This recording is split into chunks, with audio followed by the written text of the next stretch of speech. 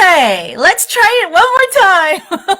Today, we're talking about how you can be a transformative presence in the world, according to Dr. Martin Luther King Jr. Stay tuned. It is Unsermon, episode number 3. Kat Kim here, leadership coach, spiritual teacher, founder of the School of Divine Confidence. I am the person that's going to help you overcome your fears, blocks, and shame so that you can step into the best version of yourself and truly make a difference. I am so excited to be here with you guys today. Today is an amazing day. This week has been really good. I want to celebrate this week. It is Dr. Martin Luther King's birthday. It is the week of inauguration. There are so many wonderful things happening, and wow, like we really needed that. Really needed that. So thank goodness for all those things. It is Unsermon, a weekly exploration of God and spirituality, a metaphysical exploration of God and spirituality. Together we will decondition, decolonize, dismantle, undo, and unsermon. There will be no Bible thumping. There will be lots of swearing, lots of storytelling, and of course, lots of spirit. So last week, what did we talk about? Last week, we talked about toxic spirituality, right? We talked about what is toxic spirituality. We named it as being consumer spirituality, the mainstream pop culture spirituality of today that really essentially trains us to be better consumers. And I shared my journey about how I discovered that I was really preaching and teaching this consumer spirituality to my students and to my clients. And I realized, oh my God, I am being part of the problem. I am being part of this culture of consumerism where it's all about me. And what can I get? And how am I going to use spiritual principles and the law of attraction to really serve myself, and who cares about everyone else? I mean, I was really in that. And when I realized that I was doing that, I realized that I really need to deepen my spiritual practice and deepen my understanding of what spirituality is. If I'm going to call myself a leader, if I'm going to call myself a spiritual teacher, if I'm going to help people make an impact and help people step into leadership where they are making an impact, not just for themselves, but for the collective, right? And if I wanted to really be committed to this path, I realized that I need to step it up and I need to go deeper. And so, I spent years reading every book I can about law of attraction, Abraham Hicks, the vortex, all of that. And then come to the realization that, oh my God, maybe this isn't really the best thing for myself and for social change and for the community. I realized that I need to start reading other things. So I immersed myself in other books, different teachers, one of them being Dr. Martin Luther King Jr. It just so happens to be Dr. Martin Luther King's birthday and, his week. I did not plan this. I was going to do this topic on Unsermon regardless. Whether it's this week or next week, I'm always talking about Dr. Martin Luther King Jr. His teachings are embedded into my teachings now. It's part of my framework. It's part of what I teach. And so I'm always going to be referencing him. He's been such an inspiration to me. And what happened as I was really diving deeply into his studies, I really began to see the vast differences between his teachings and the teachings, for example, of Abraham Hicks and law of attraction. And I'm not just pointing fingers at Abe Hicks. I'm just talking about, in general, the mainstream pop culture spirituality of today. It was like Dr. Martin Luther King and the vortex. It was Dr. Martin Luther King using his platform, using his voice to create social change in the world. And then there was, how can I make more money and get better things for myself? There was Dr. Martin Luther King, who was sacrificing his life, his family, it was dangerous. His house was bombed. He was threatened. We all know this, right? Clearly he was assassinated. He was killed. there was that type of spiritual leadership, and then there was, how can I get more XYZ? And I was like, wow, this is something that I really need to take into consideration, and I need to take a hard look at what I am paying attention to, what I am consuming, what I am teaching, and what I'm putting out there. So I wrote about this on Facebook. I started posting about it, and it was met with a lot of people weren't that happy. People weren't that happy. There was, when I started posting about this about like 3 years ago, some people got it, but people did not like to be called out, and it was uncomfortable. And I get it, because I was one of those people too. It was not comfortable for me to see that I was being part of this culture of consumerism and using spirituality to benefit myself. So here's what I wrote. I wrote that mainstream pop culture spirituality teaches us to be relentlessly positive and seek pleasant emotional experiences at all costs. Uncomfortable human emotions such as pain, conflict, anger, grief, they are shunned and labeled as low vibe, and they are cast as the opposite of spiritual enlightenment. This is psychologically unhealthy and potentially dangerous. Feelings of pain serve as a portal to connect deeply with the human suffering around the world. By stigmatizing these very natural and very spiritual human experiences, we neglect our own humanity and that of others. We separate ourselves from those who could benefit from our support and our resources, and further normalize the teachings of mainstream pop culture spirituality that mostly serves to promote self-interest and personal development over all else. These types of teachings are designed to be a capitalist product for privileged, affluent Westerners, and that includes all of us. I call it consumer spirituality. What's missing are the values of community, civic discourse, social justice, compassion for those who are suffering, as well as an honest and sobering look at the systems that perpetuate poverty, racism, scarcity, inequality, and oppression in the first place, and most of all, and most importantly, how we contribute to them. What I wrote is, these are the very issues that Dr. Martin Luther King urged us to look at. During these times of great change, I urge you to mind your sources and to choose your teachers wisely. I wrote this 3 years ago. I posted it. I got a ton of comments on it. And a lot of people weren't happy about it. And there was even a minister who didn't like to, hear about this. And it wasn't about pointing fingers at Abe Hicks. It wasn't about saying that they were wrong, or anyone who follows those teachings are wrong. I was one of those people. They have a time and place for it, but we are being called to deepen.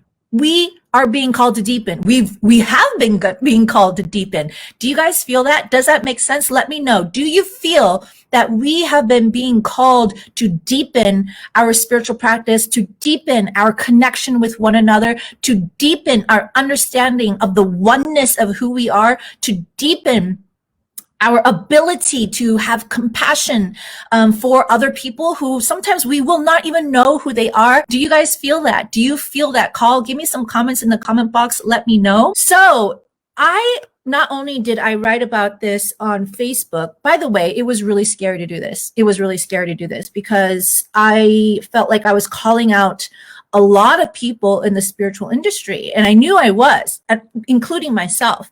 So it was very uncomfortable for me to do this.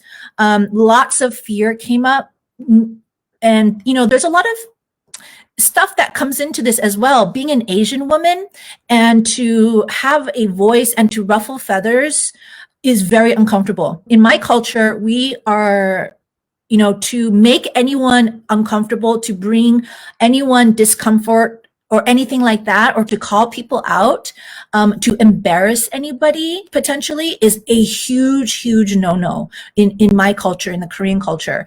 So, I had to grapple with those different kind of forces that were going on with me. Yet at the same time, I knew that I had to speak up about it. And so I was invited to speak to at the 2020 Centers for Spiritual Living Convention. This is a huge convention where spiritual leaders and ministers all across the world were being called to join and to meet together. And I was going to do a big talk. And I thought about this. I was like, do I want to bring this up? This is very risky. And I just knew in my bones that I had to do it. And I knew I was on track because as I was creating my talk for the Centers for Spiritual Living, it all just came out. It all just came out so easily and effortlessly. And when that happens, when I'm in the flow like that, it's not me. It is God speaking through me. It is God moving through me. That's when I know I'm in flow. And after I was complete with this, writing the talk, I was like, oh my God, okay, it's done. I'm doing it. I'm doing it. So in this talk in front of 600 ministers and spiritual leaders and practitioners, I called them all in. I was like, hey, this is what I see in the world right now. I see this thing, this marriage between consumerism and spirituality. And I kind of named it consumer spirituality. And here are the 4 things that make it up. I laid it all out for them. If you guys did not watch last week's Unsermon, go back there because I break it down. There's like 4 pillars to consumer spirituality. Go back to Unsermon number 2 and watch that. And in this big talk in front of all these spiritual leaders, I laid it out for them. And I said, we are being called to deepen. We are being called to step it up. And we can't be part of this because I noticed this mainstream pop culture spirituality, like consumer spirituality in the mainstream culture, but I also noticed it within my organization where we were really mainly focusing on,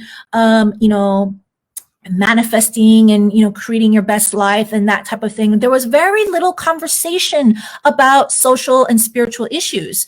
And so I was like, let's do better. Let's do more. We're all being called to deepen right now. So I want to share a clip from that talk. Here we go.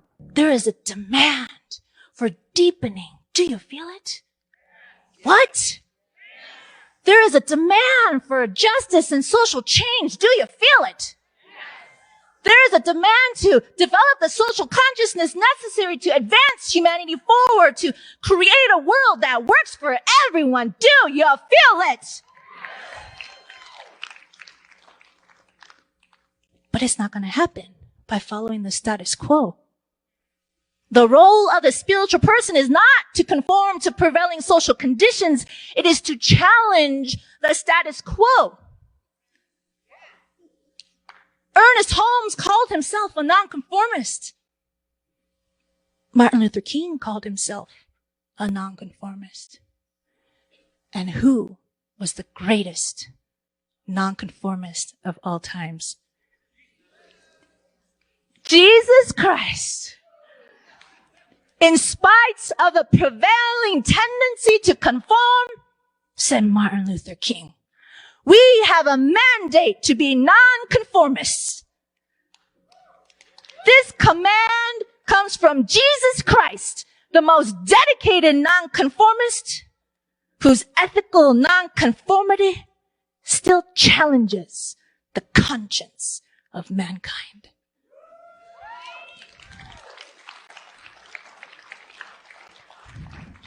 So there is a demand for a massive shift in our collective consciousness to move away from the myth of scarcity and separation to the divine truth of sufficiency and oneness. We must begin asking ourselves individually and collectively, how can I contribute? Because I am enough and I have enough and I have a lot to offer. Versus, what about me? Because I desperately need more.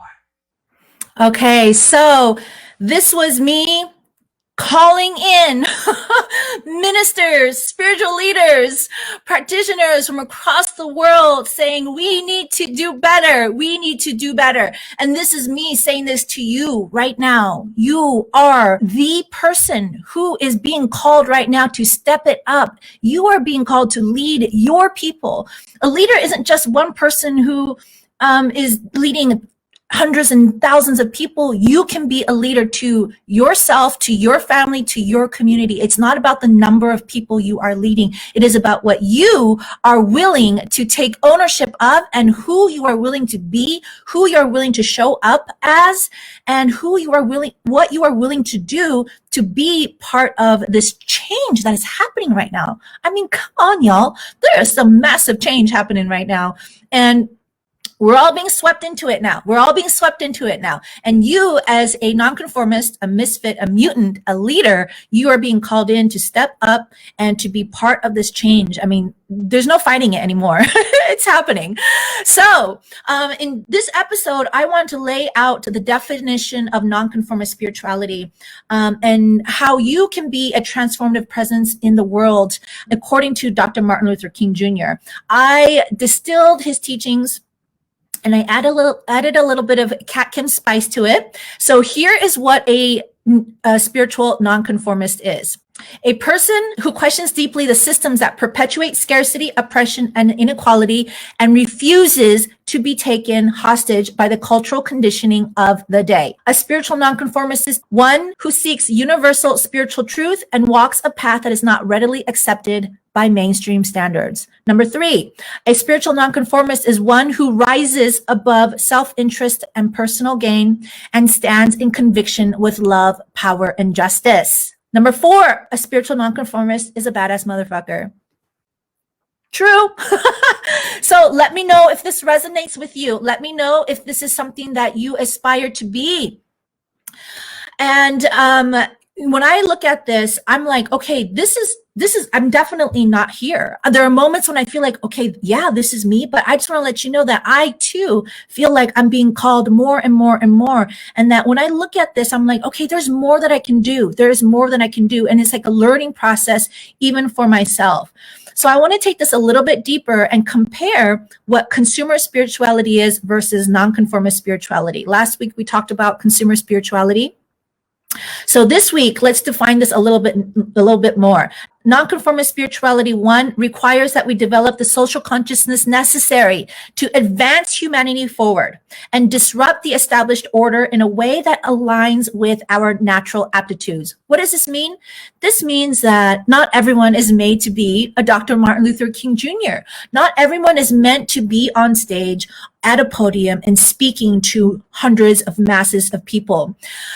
Your calling to do your work in the world is going to be very, very unique to you. And it's going to be using your unique skills and talents and also your passion. Okay. So you got to find your way to do it. So don't let anyone else tell you that you're doing it wrong, that you need to do more of this, that you need to be more of that. No. You find your own way. You find your own way to make your impact in the world that is aligned with your natural aptitudes. Super, super important here. You don't want to be inauthentic. You don't want to force yourself to be someone and do something you're not. You just want to be completely authentic. You want to be able to show up and effortlessly be yourself and at the same time, develop the social consciousness necessary to advance humanity forward. Number 1, okay? Number 2, nonconformist spirituality requires that we actively deprogram the cultural conditioning of consumer capitalism and break free from the insidious belief that we have to consume or buy something in order to be okay. Ooh, are you guys following with me here? Does this make sense? Okay, so deprogramming, which is all about what, Unsermon is all about. We want to deprogram the belief and the conditioning that we have received, not just for several years, but for decades and for centuries, that we have to constantly be producing and producing and producing and consuming and consuming and consuming. And that if we're not doing that right, then we're doing something wrong. Do you guys feel ever that you feel like you're just not enough, that you're not where you should be? I was just feeling this today. Can you believe it? And I'm the one that's teaching this. Well, like I told you, I am always learning. And just this morning, I was like, oh my God, I need to be further along. Why am I not there? How come I can't get there? And I realized that, oh, wow, this is me being part of that consumer culture. And I don't have to do that. I don't have to do that. And so that's even myself, I'm deconditioning myself. And this is a lifelong process. This is something that's been part of our culture for hundreds of years. So part of being a nonconformist not part of nonconformist spirituality is learning how to actively deprogram that cultural conditioning, really being, setting that intention, okay, that I need to deprogram some of these things that I've learned about how I'm supposed to be in this world. And that I don't constantly have to be doing, moving, buying, right? Okay. Number 3, nonconformist spirituality, as opposed to consumer spirituality, asks that we grapple with human suffering and develop a commitment to social responsibility. Let me read that again. Nonconformist spirituality asks that we grapple with the human suffering around the world and develop a commitment to social responsibility. This requires that we kind of get off of our whole, well, what about me? And how come I can't get this? And I want more of this. I mean, come on, y'all. Even myself, how many times during the day do you catch yourself really just thinking about yourself? Like, think about it. Every time you're thinking about what about me, and how come I can't do this, and how come I'm not here, that's really just thinking about you. That is what being self-centered is. You putting yourself in the center of the world and all the things. And I know that I've been self-centered. I know many times I am self-centered. But if we are being called to deepen our spiritual practice, and if you want to be on a serious spiritual practice and spiritual journey, then this is part of it, y'all. This is part of it, and you cannot ignore it. You have to start thinking and looking at yourself and asking yourself, am I thinking about myself too much? Do I actually have everything I need right now? Am I really covered? And for the most part, you are covered. You have your basic resources and the basic needs met. And so if we are deepening our spiritual practice, let's think about how we can take it to the next level and really go to a place of feeling that we are so fulfilled right now in this moment, feeling that I have everything I need in this moment, that I have so much to offer, and where can I serve? Where can I take this? Who can I bring it to? That's the transition. That's the true mindset shift away from the consumer culture towards this new world and this new earth that we're building. The former world, the old way, is that we're stuck in a consumer culture that makes us believe that we don't have enough. That consumer culture, by the way, thrives off of our feelings of insecurity and lack. Do you get that?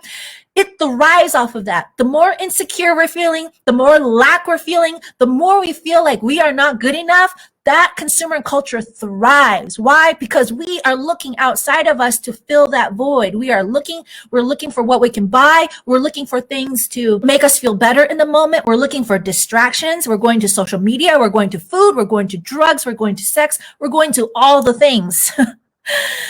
And the shift is moving away from that towards this feeling, this knowing that, yes, I have everything I need right now. I am fully supported right here, right now. I do not need everything outside. I do not need anything outside of me. That's what divine confidence is, by the way. You're moving your attention from the outside world and you're bringing it inwards, and you are saying, I have everything I need. And because I have everything I need, because I have so much to offer, what can I give? What can I give? What can I give? Who can I give it to? I've got so much. Who can I give it to? That's the shift. That's the shift that I want to move all of you guys towards. That's number 3, okay? Number 4, nonconformist spirituality urges us to create divine confidence so that no matter what is happening in the world outside of you, that you are grounded in a powerful knowing of who you are and what you are here to do.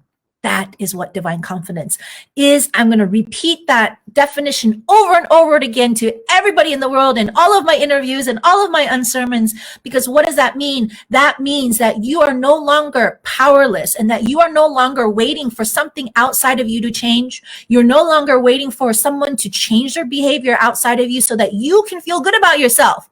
What is that? Why are we giving our power away to other people and other things and how much money is in our bank account and the number on our scale.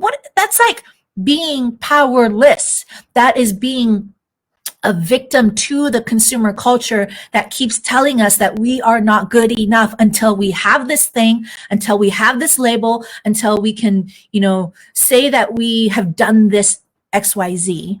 But y'all know that even when you get to that point, once you get there, that moment is fleeting. And then right away, you're feeling like, oh my God, I don't have enough.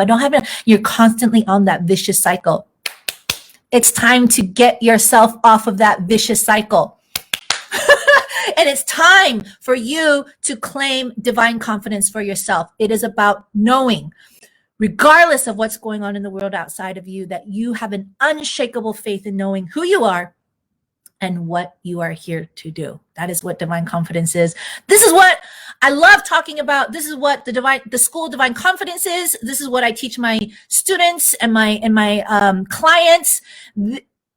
You have everything you need right here, right now to do anything you want in this moment. It's not about future. It's about right here, right now. So I just want to remind you guys that this is not a place or a destination. Spirituality is not a destination, okay? You don't get to this point of non-conformist spirituality and you're like, I'm here and I've done all my work and here we go and I'm good. It is a constant journey of deepening. I find myself going back and forth between consumer spirituality and non-conformist spirituality. I find myself always like looking at these notes and looking at what non-conformist spirituality is and thinking, oh my God, there's so much more that I could do. And how can I be better? How can I be a better leader? How can I give more? How can I contribute more? And it always boils down to that thing where I just talked about, really grounding into that, knowing that I truly have everything I need right now. I am not without. I have all of my needs met. And so therefore, how can I contribute? How can I give? And what can I give?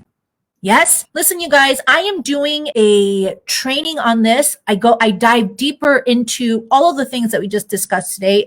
Go to my links in the show notes. It's called the Divine Confidence Masterclass. Get on there so you can get on the wait list. And I go into a much deeper training on what all of this is. Thank you so much, you guys, for being here. Stay tuned for next week's Unsermon. See you guys soon.